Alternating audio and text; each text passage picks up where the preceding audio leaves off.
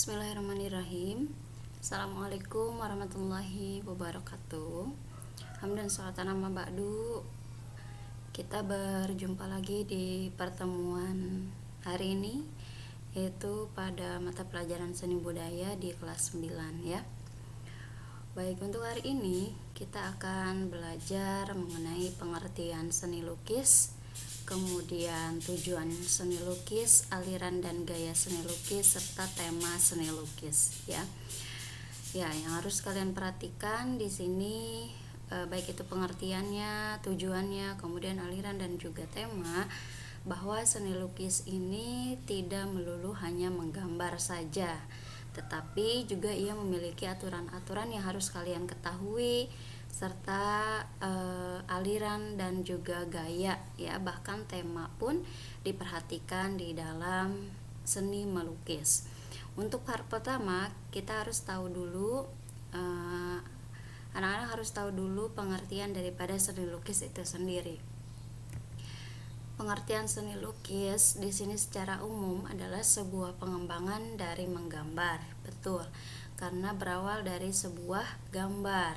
Kita menggambar, biasanya menggambar ininya dulu terlebih dahulu, kemudian baru kita lukis ya dengan menggunakan kuas. Lanjut, memiliki keunikan atau ciri khas tersendiri. Ciri khas ini didasarkan pada tema. Betul, karena seni lukis itu harus memiliki tema, corak atau gaya, teknik, bahan, dan bentuk karya seni tersebut.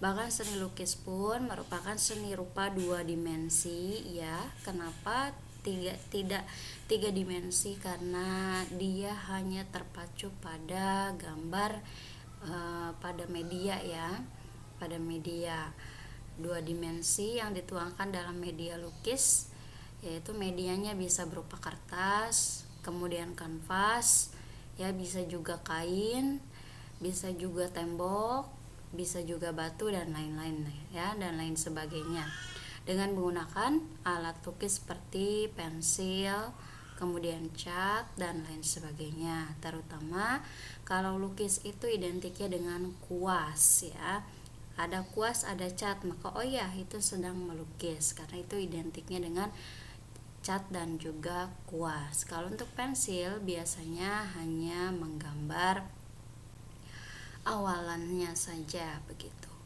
Untuk fungsi seni lukis, anak-anak harus tahu sebagai media sosial melalui sebuah gambar. Betul, jadi mengabarkan atau gambar tersebut dibuat untuk apa sih? Nah, itu sebagai media ya, pemberitahuan.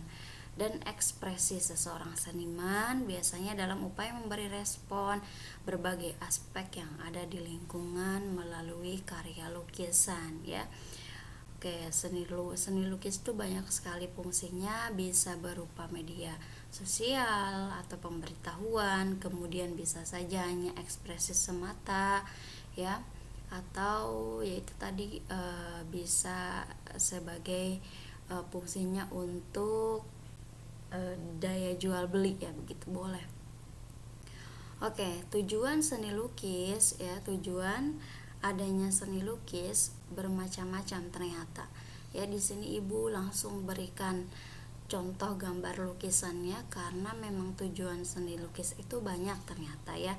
Jadi tujuan seni lukis itu tidak hanya untuk melukis saja, tidak hanya menuangkan ide di dalam sebuah lukisan saja, tapi ada maknanya.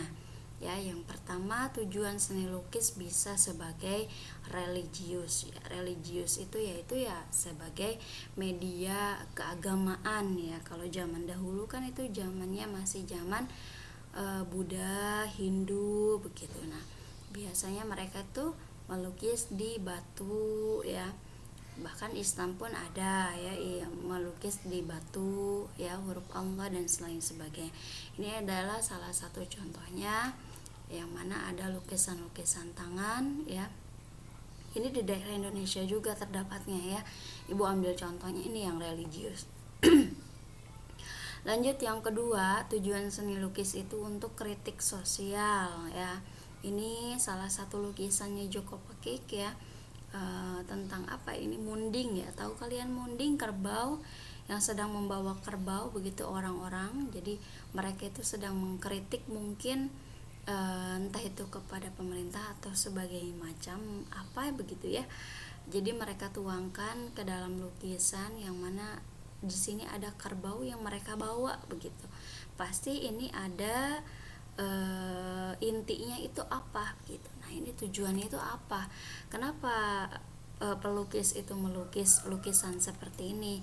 Nah, ini ada tujuannya ya, sebagai kritik sosial. Lanjut, sebagai ekspresi tadi ya, menuangkan ide ataupun menuangkan imajinatif para pelukis ya, ekspresi berupa wajah, kemudian ekspresi marah, ekspresi bahagia, ekspresi sedih begitu dan lain-lain. Dan yang terakhir itu tujuan di adanya seni lukis atau tujuan membuat seni lukis sebagai komersial atau bisa diperjualbelikan ya, fungsi ekonominya pun ada. Bahkan ada yang lukisan yang sampai terjual berjuta-juta ya, beratus-ratus juta ada ya, begitu. Itu hasil karya, jadi komersil pun ada. Lanjut ke aliran dan gaya seni lukis ya, lanjut saja, nanti pertanyaan diterakhirkan saja. Oke, untuk gaya seni lukis itu ada dua sebetulnya ya. Di sini ada yang representatif dan juga non representatif. Nah, ini wajib kalian pelajari di rumah, terutama yang punya buku, mungkin buku LKS mungkin ada ya pengertiannya, nanti akan ibu kasih oleh-oleh begitu ya. Untuk alirannya sendiri, untuk aliran atau gaya seni lukis representatif itu ada 6 ya. Yang pertama ada aliran naturalisme ya. Bagaimana sih Bu aliran naturalisme? Nah, ini harus dibaca dulu ya. Ya, Ibu salah satunya Ibu contohkan kalau naturalisme itu berasal dari kata natural.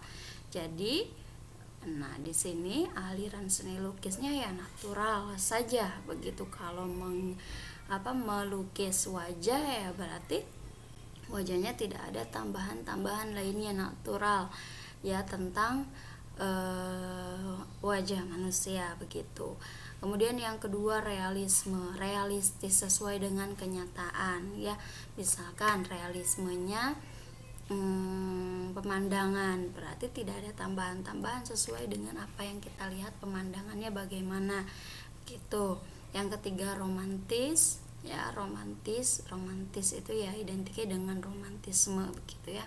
Yang keempat ekspresionisme, 5 impresionisme, dan keenam surrealisme. Surrealisme biasanya dunia khayal yang dituangkan ke sebuah lukisan gitu ya. Itu aliran-alirannya, jadi ada 6 aliran representatif. Kemudian gaya lukis non representatif, di sini pengertiannya adalah perwujudan aliran seni lukis yang menekankan unsur formal, struktur unsur rupa, dan prinsip estetis. Gaya seni lukis non representatif berupa susunan garis, bentuk, bidang, dan warna yang terbebas dari bentuk alam. Seniman yang bergaya non representatif yaitu Wassily Kandinsky, Yuan Miro, Wei Dekoni, Amri Yahya, Fajar Siddiq, Bud Mohtar, dan Sadali. Mohon maaf Ibu tidak bisa memberikan contohnya ya. Mudah-mudahan kalian di LKS ada mungkin ya untuk contoh representatif dan non representatif begitu. Namun non representatif bisa dikategorikan lebih kepada melukis bebas, karena di sini ya terbebas dari bentuk alam gitu. Jadi bebas kalian berekspresi untuk non representatif. Lanjut ke tema ya. Untuk tema seni lukis sendiri itu ada 4 kalau tidak salah ya. Di antaranya di sini Ibu langsung contohkan ya, tema seni lukis bisa kalian lukis yaitu manusia dengan dirinya ya, mungkin ya ini yang melukisnya gitu ya.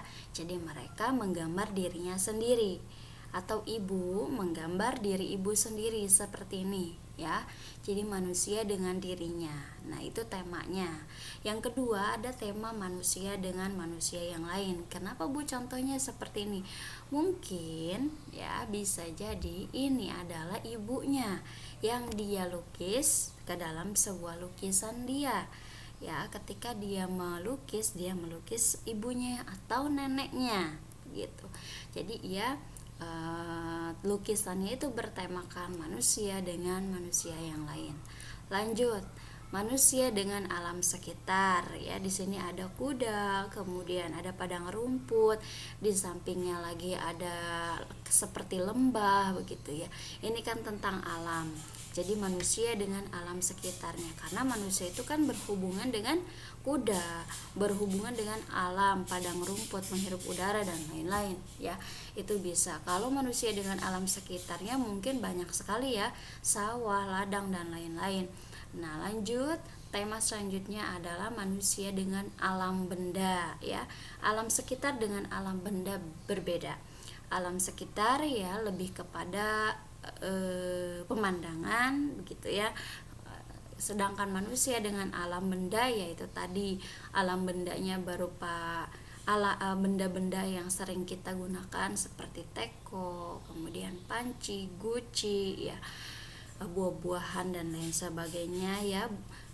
Buah-buahan itu ditempatkan di atas piring ataupun di atas mangkuk begitu. Nah, itu adalah hubungan manusia dengan alam benda temanya. Lanjut, berarti ada 6 ya. Untuk tema selanjutnya yaitu tema manusia dengan aktivitasnya. Ini aktivitasnya di mana nih kira-kira? Di pasar ya. Oke, di pasar jual beli misalkan. Ini jual beli pisang atau jual beli baju atau jual beli apa saja, yang penting manusia dengan aktivitasnya ya. Tidak di pasar pun, misalkan di warung, di mall ataupun di rumah ya. Di rumah itu aktivitasnya misalkan sedang mengepel, mencuci, belajar pun bisa dengan aktivitasnya. Paham ya? Itu tema-temanya. Dan yang terakhir manusia dengan alam hayal ya. Ini alam hayal ya, masa tangannya ada di dalam rumah dan besar sekali. Nah, ini merupakan hayalan ya begitu. Dunia fantasi, lebih kepada dunia fantasi, mimpi dan lain sebagainya. Nah, itu masuk kepada tema manusia dengan alam hayal. Begitupun kartun. Biasanya kan kartun itu seperti Rudita Buti ya, ada si Snap, kemudian ada lagi apa tuh, nenek di bak mandi, itu kan tidak mungkin. Nah, itu masuknya kepada misalkan ketika kalian melukis, nah itu masuknya kepada tema manusia dengan alam hayal. Baik, itu saja yang dapat Ibu sampaikan. Apabila ada yang bertanya silahkan komen di bawah ya kalian, ataupun bagi yang sudah masuk grup boleh kalian tanyakan lewat grup saja. Untuk oleh-olehnya di sini ada aliran seni lukis, silahkan kalian cari pengertiannya. Aliran representatif ya, mulai dari naturalisme, realisme, romantisme, ekspresionisme, impresionisme, dan surrealisme. Ini tolong dijadikan oleh-oleh, ditulis di buku tulis kalian pengertiannya, serta kalau ada contohnya sertakan contohnya seperti apa ya. Begitu, tidak digambar, tidak, tapi pengertiannya saja dan juga contohnya ya. Tujuannya agar kalian paham bahwa aliran naturalisme itu seperti ini, realisme itu seperti ini, romantisme itu seperti ini, dan sebagainya, surrealisme pun seperti ini ya. Paham? Oke, mudah-mudahan kalian mengerti apa yang Ibu sampaikan. Cukup sekian, mohon maaf apabila terdapat kesalahan. Wabillahi taufik wal hidayah. Assalamualaikum warahmatullahi wabarakatuh. Sampai bertemu lagi di minggu depan. Bye bye.